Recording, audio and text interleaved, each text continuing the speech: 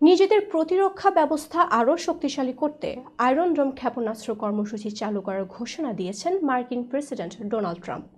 গতকাল সোমবার তিনি বলেন, শিগগিরই তিনি আয়রন ডোম ক্ষেপণাস্ত্র কর্মসূচি চালু করার নির্বাহী আদেশে স্বাক্ষর করবেন।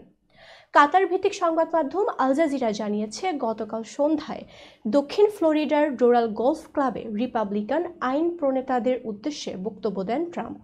এ সময় তিনি আয়রন ডোম কর্মসূচি শুরু করার কথা বলেন।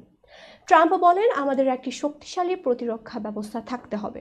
শিগগিরই আমি 4টি নির্বাহী আদেশে স্বাক্ষর করব।